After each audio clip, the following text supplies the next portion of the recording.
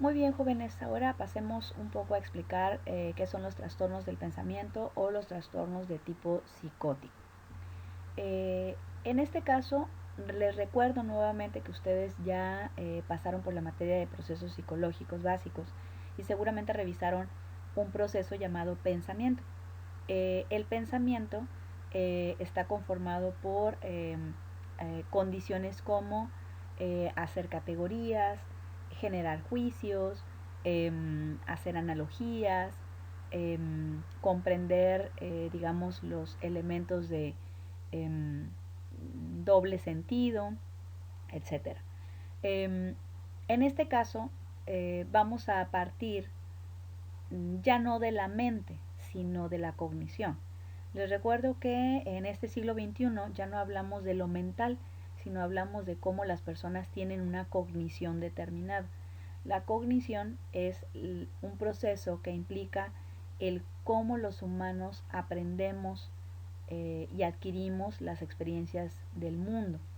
Eh, es decir, la cognición es un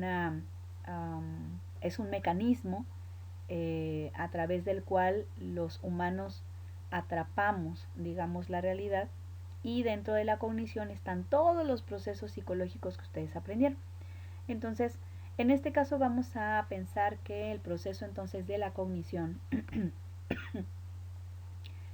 tiene, digamos, relacionados procesos como el pensamiento, la percepción, el juicio y el reconocimiento.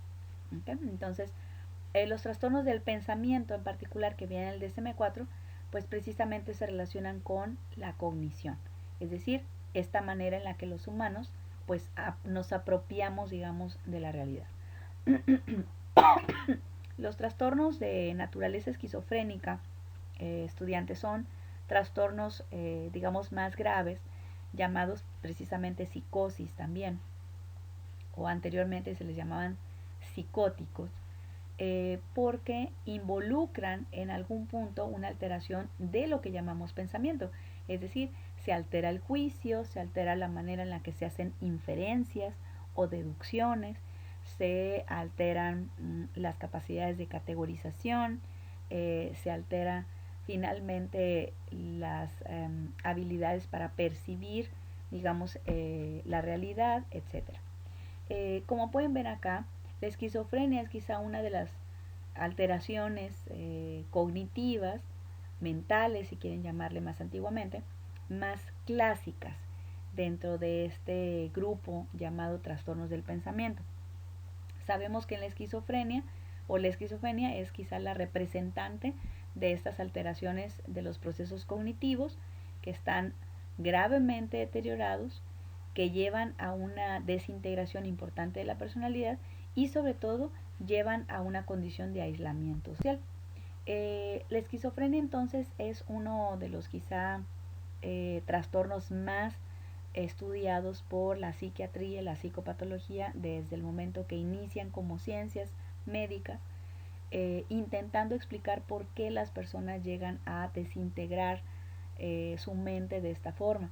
Sabemos hoy en día que la esquizofrenia es la representante número uno de los trastornos del pensamiento o de la psicosis. Es una condición muy incapacitante. Una vez que la persona o que se instala, digamos, en un paciente, es muy difícil que la persona pueda evolucionar hacia un estadio más positivo, aún incluso con medicación. Es muy habitual que la persona con esquizofrenia requiera entrar varias ocasiones al hospital o sea internado, mantenerse algunos días o semanas incluso en un hospital especializado para poder restablecerse. Y hasta ahora en realidad no sabemos exactamente por qué sucede la esquizofrenia. Hay teorías muy poderosas sobre los neurotransmisores a nivel del sistema nervioso central y digamos su disfunción o su cambio. Y se piensa que por ello se presenta este trastorno llamado esquizofrenia. Sin embargo, no en todos los pacientes parece presentarse una buena respuesta a los fármacos. Por eso es difícil de pensar que sea exclusivamente por una falla, digamos, bioquímica. Hasta ahora no hay un tratamiento exclusivo y efectivo. Hay una gran cantidad de psicotrópicos o de psicofármacos que se aplican a los pacientes y cada paciente puede responder de manera diferente. Hoy en día sabemos que a una persona que tenga esquizofrenia respecto a otra que también lo tenga no serán cuadros iguales, no se presentarán de la misma forma. Cada uno de ellos puede presentar una variación en sus comportamientos y también en los síntomas que presenta. No sé si se acuerdan de Kraepelin, este psiquiatra suizo o alemán que comentábamos ya al principio de nuestra clase, hace varias clases. Fue de los primeros incluso en hablar de esta alteración llamada hoy esquizofrenia. Recuerden que anteriormente se llamaba psicosis. Y él fue el de los primeros que señalaba precisamente estos síntomas esenciales, ¿no? Principalmente las alucinaciones, el cual sigue siendo quizá el síntoma más importante de este tipo de alteración, delirios o ideas constantes y rumiantes en la persona, es decir, que se presentan una y otra vez, y generalmente hay un deterioro intelectual, es decir, hay una discapacidad importante del paciente para poder pensar coherentemente. Sin embargo, Kraepelin llegó a ver casos en los que se presentaba en edades muy tempranas y él pensó al principio llamarlo más bien demencia precoz. Hoy en día ya ese término no existe, se le conoce como esquizofrenia, incluso en el caso de niños puede existir la esquizofrenia o también se le conoce como trastorno desintegrativo infantil. Estos son los síntomas que se presentan en los cuadros esquizofrénicos. Hay dos tipos de síntomas que ustedes van a leer, probablemente si se acuerdan ya estuvieron leyendo algunos artículos desde algunas semanas, y mencionan los artículos que hay síntomas positivos y síntomas negativos. Los positivos son aquellos que son, digamos, principales o característicos o patognomónicos, o sea, los más importantes y centrales de esta alteración. Y en este caso, como bien dice aquí, estarán presentes durante la fase más activa, la más compleja y la más difícil de la alteración, pero son los que habitualmente se busca pues que desaparezcan con el tratamiento, ¿no? Los más importantes son estos de aquí, las alucinaciones y los delirios, pero también puede presentarse trastornos del pensamiento, es decir, hay como un, un, eh, un discurso en el paciente en el que no puedes comprender con claridad qué quiere decir, puede tener conducta estrafalaria, algunas personas pueden empezar a juntar trozos de basura, por ejemplo, y guardarlos, o recuerdo a una paciente que guardaba el papel del baño, por ejemplo, debajo de su almohada.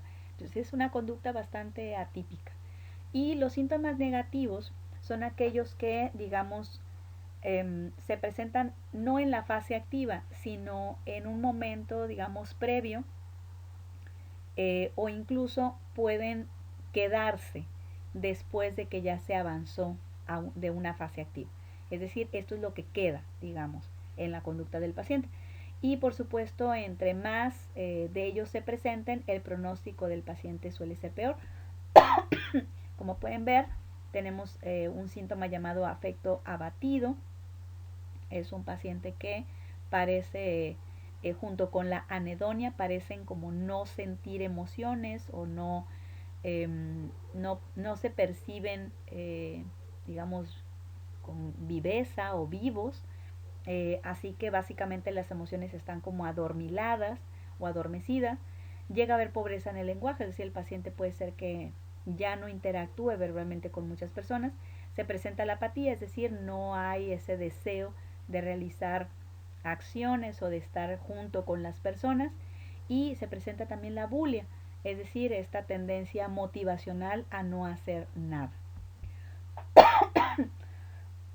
Les presento aquí todas las variedades de esquizofrenia que presenta el DSM-4. El más común es el del tipo paranoide, como ven aquí. La persona puede tener una sensación de persecución o un delirio de que es perseguido, de que es vigilado por los demás, y puede llegar a presentarse ausencia de habla o conducta desorganizada en el paciente.